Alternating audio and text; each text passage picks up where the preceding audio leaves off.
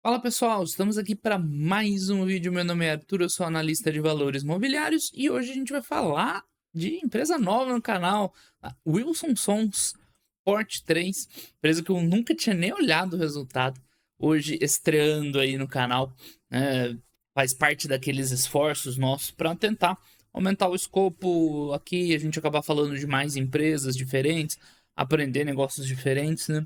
Sempre é bastante útil. Eu vou fazendo no limite das minhas capacidades, mas sempre dá pra ir botando alguma coisinha nova e tal. E foi uma surpresa até interessante. A Wilson Sons é uma empresa que tem um histórico meio nebuloso, tá? Eu vou confessar que eu não sei explicar muito pra vocês, porque eu nunca acompanhei ela, a primeira vez que eu olhei resultados. Eu sei que antes ela tinha esse outro, não, número mesmo, né? Mas era uma listagem diferente, 33, sei lá como que é o histórico dela, tá? Também não faz muita diferença. Nesses últimos, acho que 6 anos, tempo passado, ela tá lá no novo mercado e tal, enfim, né? Aparentemente tudo certo, tá? O que ela faz? Ela trabalha com serviços portuários em geral, né? Tipo, essa descrição aqui é a mais genérica possível, né? Administração dos bens da companhia e participação em outras sociedades. Então não sei como ela foi constituída lá e tal, mas como eu falei, também não interessa, tá? Hoje ela trabalha com serviços portuários, tá? Principalmente dois, né? Terminal de container, que ela tem no Porto de Rio Grande, no Rio Grande do Sul e em Salvador, e serviços de rebocadores que, né, tem vários portos ao longo da costa brasileira. Tem outras coisas também, logística e tal, vocês vão ver que os números são menores, tá? Então, né, basicamente está ligada à operação portuária, importações, exportações. Tá? É interessante que o Brasil, que é um país que tem bastante vocação para exportar, que o Brasil é bom, né? Agronegócio, exportar grãos e tal, tipo minério de ferro, Vale, petróleo, tudo passa, né, por exportação de uma forma ou de outra. Enfim, a gente já fez vídeo aqui da Santos Brasil, mas a Wilson Sons nunca tinha chamado tanta atenção. Você vê que recentemente ela chamou muita atenção no mercado, né? A empresa teve uma ascensão meteórica, tá? E os números estão legais, assim, né? Tranquilo, não tem muito o que falar. É bem redonda, na verdade, assim, surpreendentemente redonda a empresa, tá? Tá com uma receita crescente, pelo menos nesse período que a gente tem de histórico. Lembrando que ela tinha uma outra organização societária, então não tem esses dados, né, lá para trás, com evolução no EBITDA, né, com, enfim, evolução no lucro líquido também, mesmo que a empresa tenha um resultado financeiro, né, um pouco mais salgadinho, bastante depreciação, mas acaba o lucro líquido ali tranquilo. A empresa tem uma dívida administrada, tá? Depois eu vou falar melhor. Na verdade, dívida corporativa é um pouco menos do que isso aqui. Aqui tá contando passivo de arrendamento, a gente mostra quando chegar lá, tá? Gera caixa, cobre o CAPEX, sobra fluxo de caixa livre, tá distribuindo já dividendos? Já, não, né? Sempre distribuiu, mas distribuiu uma quantidade ok de dividendos. Sim, tudo redondinho, né? Não vou falar por incrível que pareça, coitada, né? Nem conheci a empresa. Mas, empresa, a princípio, tudo tranquilo. É claro, com o tempo, né? Você vai pegando um pouco mais, né, entendendo um pouco mais as nuances do negócio, mas por uma primeira vista é de boa, tá? Eu deixei aqui o release, tanto o release quanto a apresentação, que a gente cai naquele velho problema, né? O release de resultados, ele é ruim de mostrar no vídeo, porque tem muito texto. Não que ele seja ruim, mas tipo, é muito texto, o espaçamento é muito junto, pro vídeo ficar extremamente poluído, né? E a apresentação da teleconferência, que às vezes eu trago nesses casos, ela é meio simplória, né? Não tem muitas informações. Então, enfim, vamos tentar navegar um pouquinho entre os dois, tá? Olha o terminal lá de Salvador, da hora. Que aí faz toda a parte de gestão de containers, tal, transbordo, tal, enfim, não sei dizer os termos técnicos, mas o fato é que a empresa está evoluindo, né? Com bons números, chama atenção o ganho de margem, vou voltar aqui ainda antes, o ganho de margem que ela foi tendo ao longo desses últimos anos, tá? A receita vai crescendo, não cresce números vultuosos, mas é um bom crescimento, vamos pegar esse período aqui, né? 7% de crescimento anual, ok. Né? O EBITDA está crescendo mais, 11, e o lucro líquido 17, né? Bem a imagem de uma alavancagem operacional, nada assim sensacional, mas parece ser bem resiliente, até chamou atenção. E quando eu vi esse negócio assim, falar, Isso aí deve variar muito com o preço de petróleo e tal. Aparentemente, nesses anos, pelo menos, tudo muito sólido, né? Custos, combustível e tal, deve variar muito o resultado. Aparentemente, nem tanto, tá? Bom, aqui a apresentação, vamos aproveitar que a gente já tá aqui, tá? E ver, depois a gente complementa lá com o release. Então é isso, a receita no acumulado do ano crescendo ali uns 7, bem o crescimento histórico, né? Daquele histórico que a gente tem. EBITDA 9, lucro líquido quase 20. Aqui a comparação trimestre a trimestre, né? Enfim, não muita diferença. Aí tem, né, uma segmentação aí pelos diferentes, né, business units. Então tem a parte de container, que é a, né, bom, não é a principal de rebocador, né, mas de container, que é uma das importantes também. Tem lá uma receita 800 milhões, subindo um pouquinho. De rebocadores aqui, que é a maior, 1.2. Ela tem algumas joint ventures, não sei se é uma ou mais, tá? Que prestam serviços também e tal. Então, essa parte do resultado aqui é reconhecida como equivalência patrimonial, tá? Enfim, mas a empresa coloca bem bonitinho isso aí no resultado, não tem dúvida. Olha lá, um navio porta-container e o que ela faz com os rebocadores, né? Esses serviços para manobrar, enfim, rebocador rebocando, ó, manobrando um navio de container, né? Então, em termos de liquidez, a empresa. Deixa eu explicar isso aqui já, né? A dívida bancária, né? Eu faço essa distinção. Aliás, eu falei isso no vídeo de ontem, né?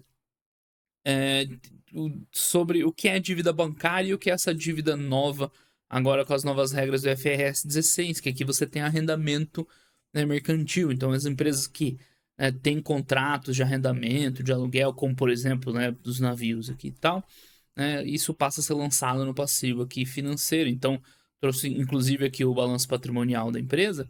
A gente vê que a dívida bate o que está aqui na apresentação, cadê? Na apresentação, tá? A dívida, né, bancária ou corporativa da empresa é isso aí mesmo, é 300 milhões aqui no circulante e 1.2 no não circulante, tá? Mais ou menos 1,5 bi, certo? O resto, tá? Para fechar a conta lá, 140, 900 e pouco, vai dar aí uns 1.1 bi mais ou menos, é passivo de arrendamento, tá certo? Então, se quiser ver mais detalhes, ó, tá na nota 10.8, vamos lá.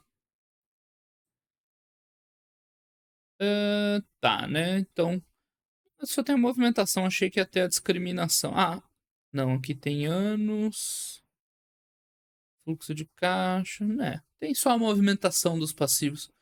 Eu achei que ia ter a discriminação do, né, tal, mas enfim. Então, de fato, bom, ainda bem que eu já montei aqui para não precisar achar de novo. Ah, inclusive o ITR, a DFP dela é legal porque explica bastante coisa do negócio, tá? Do modelo de negócio, o que que ela tem, né? O terminal de container, rebocador, que são os principais serviços.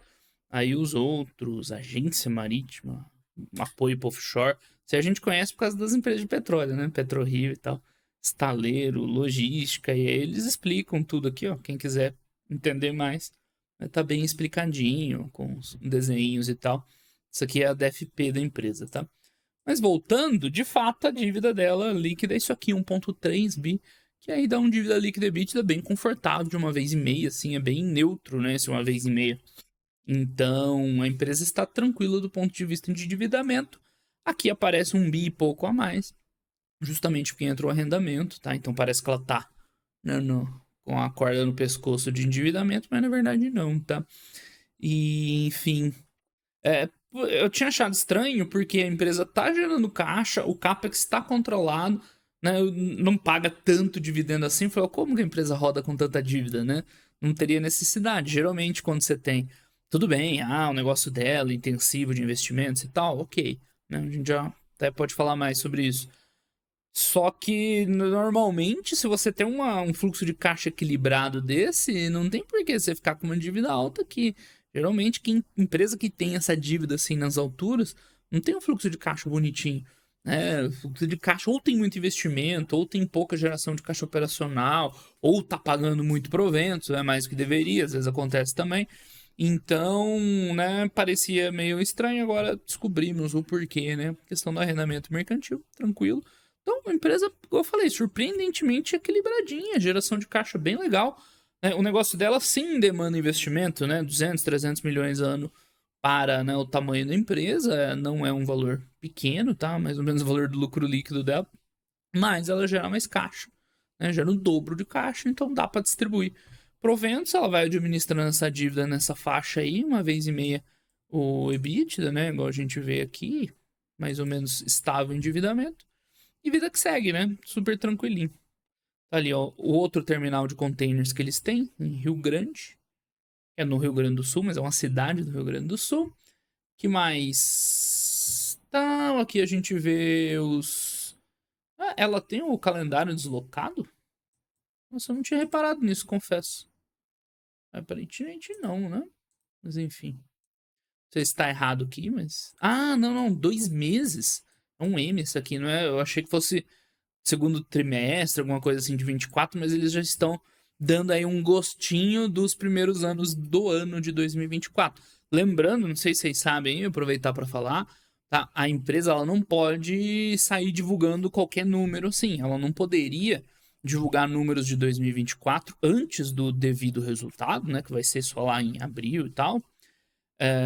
Números como receita, lucro líquido, despesas, ela não pode divulgar. Você tem as normas de divulgação do resultado, né, o trimestral, depois de, sei lá, 45 dias, eu nem lembro agora, de 15 a 45 dias. Então, ela não poderia adiantar dados contábeis, tá? Mas ela pode adiantar, e aí, né, é discutido, é negociado o que pode, o que não pode, né, divulgar, mas ela pode divulgar dados gerenciais, aí sim. Então você vai ver aqui, ó, é o volume de containers, né, do que transacionados, trabalhados, mas volume de container, número de manobras de rebocadores. Aí sim, é igual a construtora, ela dá uma prévia de resultados, ela não coloca margem, receita, ela coloca lançamentos, vendas, né? Lançamento não é um indicador contábil, certo? Enfim, então tá dando aqui um gostinho já de 2024, né, de janeiro e fevereiro, com números bons, beleza? Enfim, agora com novos navios chegando no Brasil, os serviços que eles prestam vão ser mais úteis. Legal, né? Esse naviozão aqui, porta-container. Não sei que cidade é essa, cara. Bem bonito aqui. Bem legal. Confesso não reconhecer. Mas eles estão aí, né? Os serviços aqui que eles prestam lá de apoio para esses naviozões aí. E tá aqui. Nossa, que legal isso aqui também. Isso é para gás natural, né? Rebocadores, a transferência tipo de gás natural.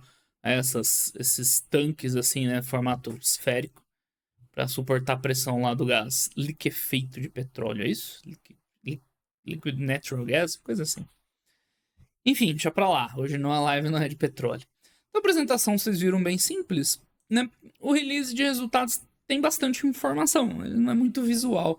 Mas também não tem muito mais o que a gente falar, né? Como os números são redondos, aparentemente não tem nenhuma grande pegadinha, não tem um negócio que precisa ver diferente, não tem uma business unit que precisa entender e tal, igual eu falei ontem, né, no vídeo da CSU, que é uma empresa fácil também, mas você precisa entender aquele lance da DX, a parte de amortização lá né, do investimento, né, de intangível, que, cara, aparentemente tá tudo redondo, né, tranquilo, você vê ali a geração de caixa é boa, aqui uma DREzinha aí pra gente destacar, tá? Vamos lá. Bom, a gente já viu meio que isso aqui, né? Receita tá crescendo 7%, mais ou menos. EBITDA 9%. Aqui eles separam bonitinho, tá? Equivalência patrimonial. Então, tem um EBITDA sem equivalência patrimonial, né? Que é o EBITDA da empresa em si. Mas fazendo o ajuste para a participação que eles têm na joint venture, daria aí, né, um EBITDA mais real da empresa. Beleza, né? Bem explicadinho, bonitinho. Tem a diferença aqui para os passivos de arrendamento, do IFRS 16, lucro líquido, desculpa, crescendo 20%, bom resultado. CAPEX está aqui, fluxo de caixa operacional. Você vê até pela disposição do resultado, né? A empresa coloca ali tudo que interessa, bonitinho, fluxo de caixa livre. Vou botar os dividendos aqui, era um resumo total do resultado, né? Ganhamos tanto, margem de tanto, EBITDA subiu, ganhou margem, lucro subiu também, né? Geramos tanto de caixa, tanto foi para reinvestimento, tanto sobrou, pagamos tanto. É um ciclo completinho, né? Bonitinho. Tem os números operacionais aqui também, informação das margens, ela ganhou margem, né? Tanto EBITDA quanto líquida. redondinho no final das contas, pelo que eu vi, né? Até agora, nada excepcional que precisa entender diferente, né? Bom, o passivo do arrendamento, né? Mas isso aí já não é novidade, isso desde 2019. Essa nova regra contábil. Inclusive, dá para ver aqui, ó, quando mudou o reconhecimento do arrendamento mercantil. Vocês têm essa noção, né? Que mudou a partir de 2019, tá? As empresas que têm contratos longos, né, de 18 para 19, tiveram um salto no endividamento, do nada. Por quê? Porque foi reconhecido esses contratos de aluguel na forma de, né, dívida, né? Teoricamente. Então, por exemplo, empresa de telecom, né, a grande parte das torres de telefonia celular são arrendamentos. Então, dívida explode das telecoms. Preço de petróleo, que tem arrendamento de plataforma, de não sei o que lá, também. Aqui no caso de navios, também, tá? Mas é só entender isso, que é tranquilo. Agora, né, uma coisa que eu tenho falado nos últimos vídeos, pessoal, isso mudou em 2019, vai 5 anos, tá? Então, já tá na hora da gente parar de falar disso. Né? De parar de explicar todo o vídeo aí. 5 aninhos já de mudança, né? O suficiente já para entender. Então, quem tiver dúvidas sobre IFRS 16, nova contabilização, como contabilizar, né, esses contratos de arrendamento mercantil como dívida, o impacto disso no EBITDA, que eleva o EBITDA, em contrapartida, aumenta o resultado financeiro, piora, né, o resultado financeiro, aumenta a depreciação também, porque você vai amortizar esses contratos financeiros. Quem não entendeu isso aí bem, tá na hora de entender, né? Faz 5 aninhos dessa mudança. Enfim, voltando aqui, eu não sei o que mais de interessante tem pra gente ver. É legal que eles dão uma discriminação bem boa dos custos aqui, né? O que tem em cima. Aqui tem um resumo da receita por linha de negócio. Né? Então, o rebocador é a maior, terminal de container e os outros são menores, né? Mas aí a maior parte crescendo, só logística que caiu, outros crescendo mais, no final cresceu 7. É legal que eles têm uma abertura boa aqui de custos, né? Tudo quanto é tipo de custo. E aqui aquela minha dúvida lá foi sanada. Lembra que eu falei, pô, imaginei que fosse uma empresa que flutuasse muito o resultado, com ciclo, seguindo, sei lá, ciclo econômico, preço de petróleo. Por que que não varia tanto? Porque o óleo, combustível, é uma parcela relativamente pequena do custo, né? Não dá nem 10% do custo. Então, acaba não pesando tanto. O maior custo dela é pessoal, né? Pessoas. Interessante, né? Eu não acho que é natural, né? Pensar logo de cara nisso. Mas tá aqui, né? A principal linha de custo da empresa, pessoas. Né? Funcionários. Aí entra salário, benefício, bonitinho. Dá pra ver que o plano de longo prazo, né, é pouca coisa. Ó, o custo aqui, ó, dos fretes e aluguel de rebocador e outros, né? Que vem lá daquele arrendamento mercantil. Né? Bonitinho. Então, tem um EBITDA redondo, tem equivalência patrimonial separado, depreciação lançado aqui bonitinho também, nem toda empresa coloca. Bem da hora o resultado dela, né? Só não é tão visual assim. E, claro, né? A empresa não tem obrigação de fazer um release bonito. Tem obrigação de entregar números bons, tá? Enfim. Aí aqui tem a visão receita, embaixo a visão EBITDA, né, dos segmentos. Então, rebocadores ainda é o maior, né, mas terminal de container também é bem forte. Então, os dois principais linhas de negócio e as outras são bem menores, né? Isso aqui não é um segmento, tá? Quando a empresa coloca assim corporativo, são os custos administrativos da administração de tudo isso, né? Então, não é um segmento que dá prejuízo, é um custo atribuído à empresa como um todo, tá? Beleza, então aqui tem o CAPEX, interessante também, né? O CAPEX é dividido por segmento. Né? Rebocadores também ganham o maior CAPEX, faz todo sentido. Parte da liquidez e alavancagem também tudo bem discriminado, né? Endividamento total, curto prazo, longo prazo. Você vê que a maior parte, né, é de longo prazo, tá tranquila. Não tem tanto dinheiro em caixa, mas também não precisa tanto. Então, a dívida dá isso aqui, mas tem tanto de passivo de arrendamento, então o empréstimo, né, a dívida, né, bancária, tal, é só essa aqui. A maior parte de longo prazo, dívida líquida, dívida sobre o EBITDA. Tem todas as informações aqui bem bonitinho. Não tem muitos gráficos, muitos desenhos, mas tem tudo aqui bem detalhado. Parte do fluxo de caixa, a mesma coisa, né? Tem um investimento, dividendo pago, né? A parte do financeiro e tal. Tem inclusive, né?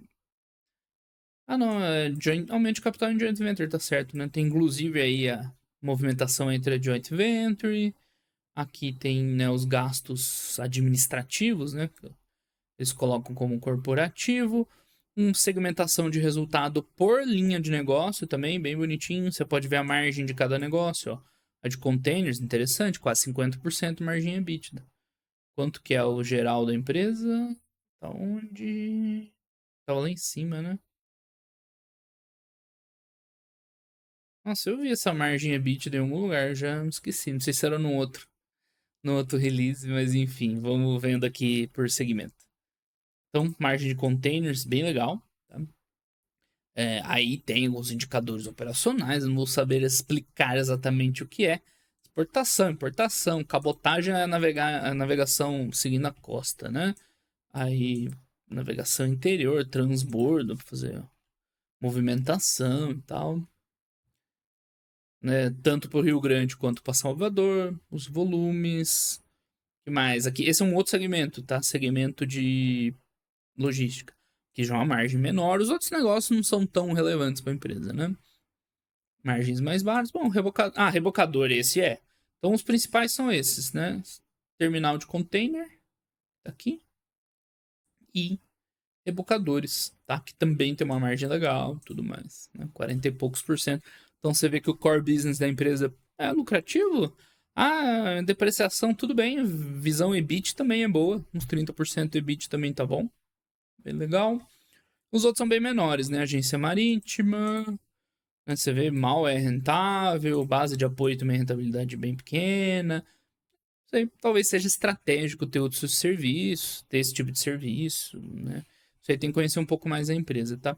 Tem também o detalhado resultado da joint venture, que tem uma rentabilidade ok, até interessante, o com, né, CAPEX, com tudo bonitinho, que é legal. A joint venture, essa já é uma apimentadinha, né? Essa já tem uma dívida maior, né? Intensivo em capital. É um negócio que começa, né? Negócios iniciais, assim, tem muita necessidade de investimento. Enfim, que mais? Seguindo. Quanto que é a dívida aqui da joint venture? Tem que, se quiser, isso aqui é uma coisa que dá para fazer também.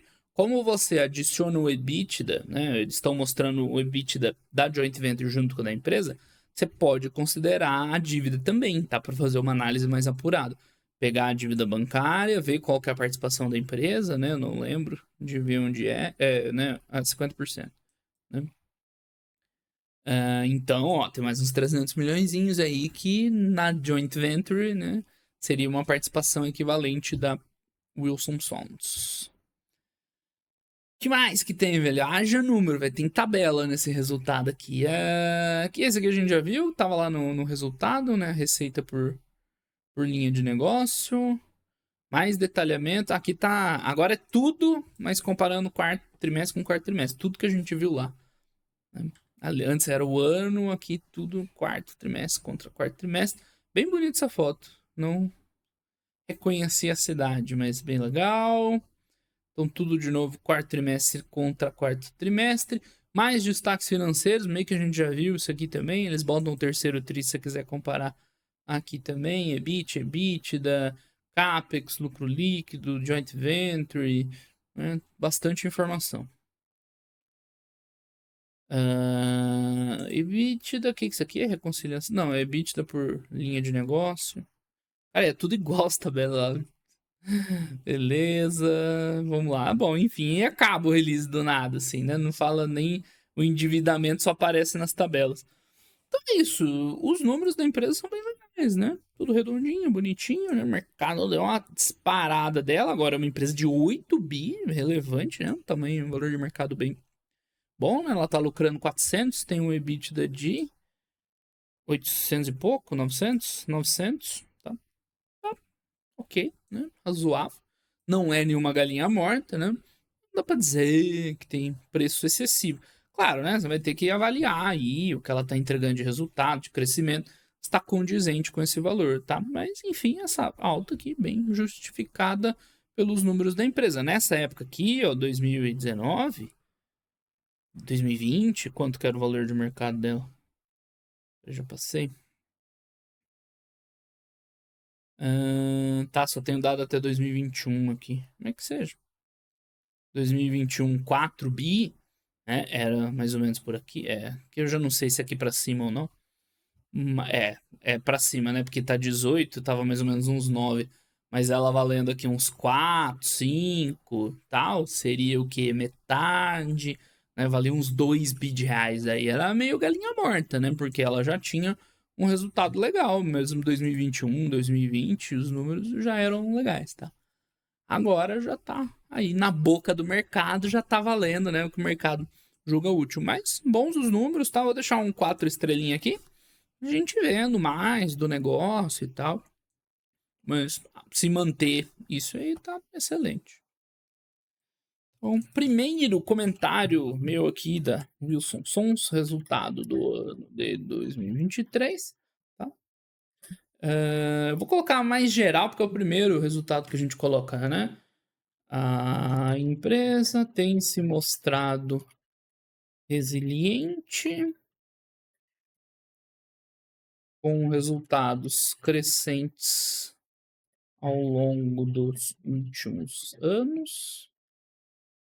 Então, em 2023, houve crescimento de receita com pequenos ganhos de margem, né? A geração de caixa é suficiente para cobrir o CAPEX e pagar dividendos.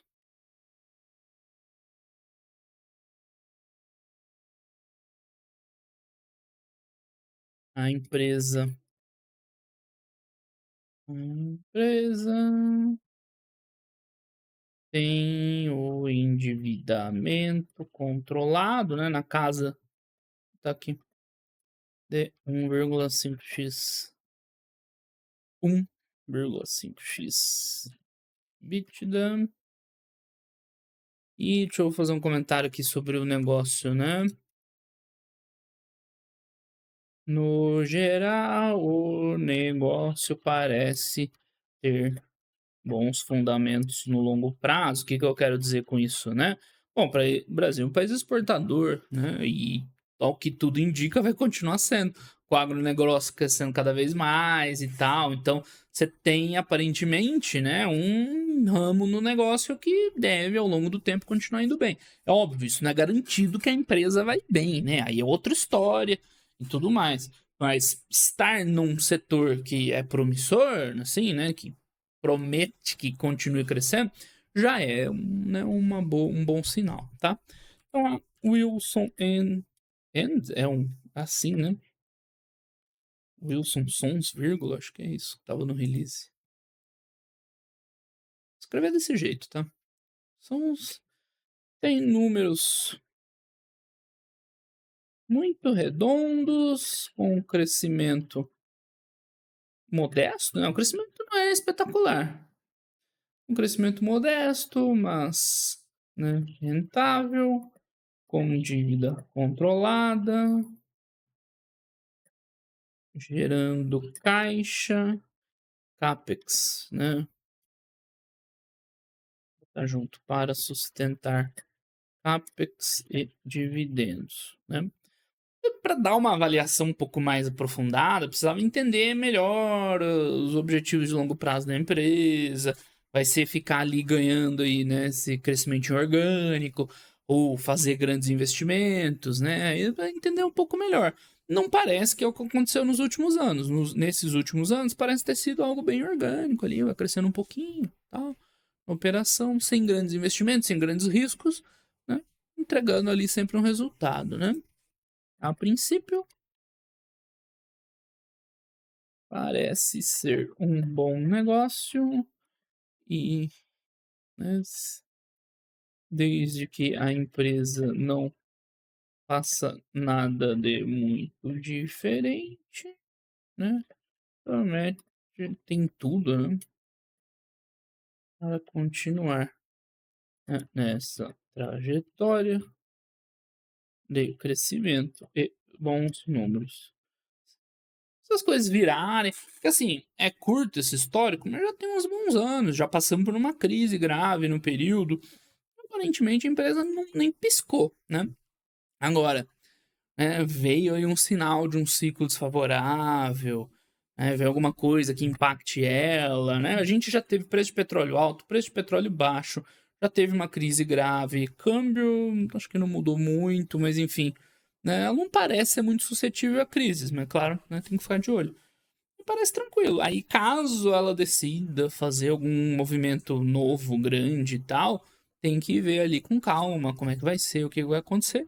Se não, né, do jeito que está, é uma empresa resiliente, né, aparentemente sólida, e vai seguindo a trajetória ali, retornando capital, crescendo um pouquinho, né?